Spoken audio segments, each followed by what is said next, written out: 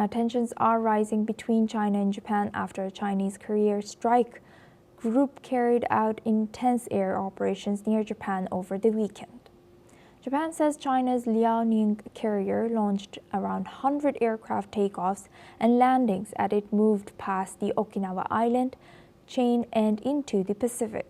Tokyo has protested sharply, accusing Chinese fighter jets of aiming radar at Japanese aircraft sent to monitor the carrier, a move Japan calls dangerous and unacceptable. However, China denies the charge and says Japanese planes were the ones creating a safety risk.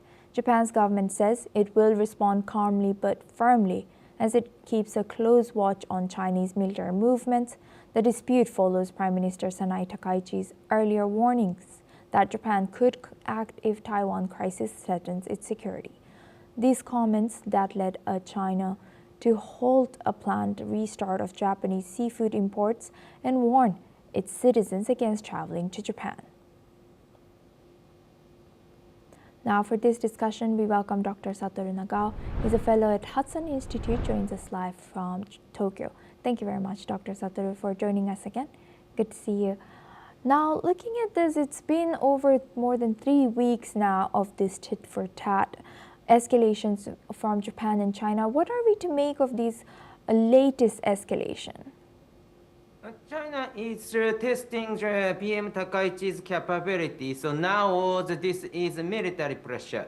Interesting thing is the route of China's aircraft carrier. They cross the southwestern island of Japan, and generally they go east or west. East is the main Pacific area, and west is the South China Sea. But this time they go north. So north is the mainland of Japan is lining up, and if they continue to go this route, they will approach the second largest city, Osaka, and the capital, Tokyo.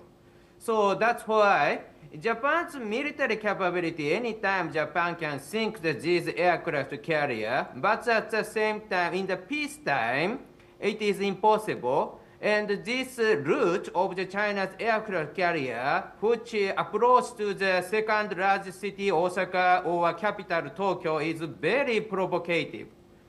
And even if they will not come to the Osaka or Tokyo, still this route is provocative because it looks like circling the Okinawa main island.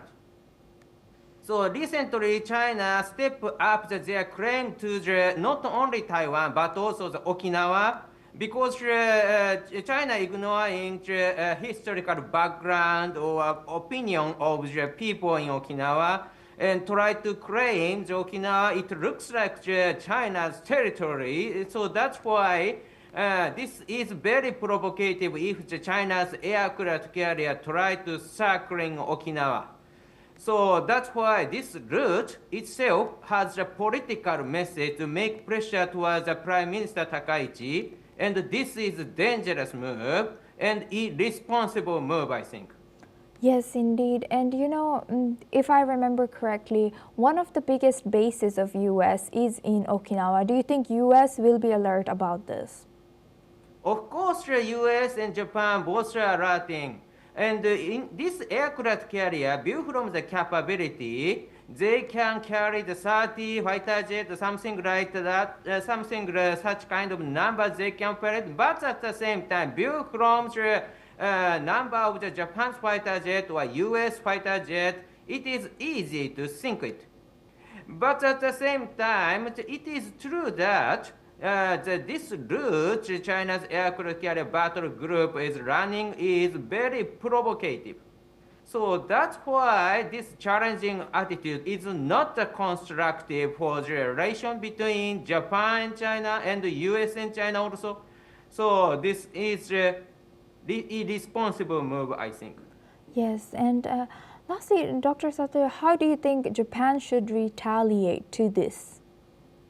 Japan will not retaliate, I think, because since PM Takaichi explained Taiwan crisis is Japan's crisis very honestly, Japan side hasn't committed any provocative move against China. only China escalates the situation. So that's why Japan will continue this attitude, I think.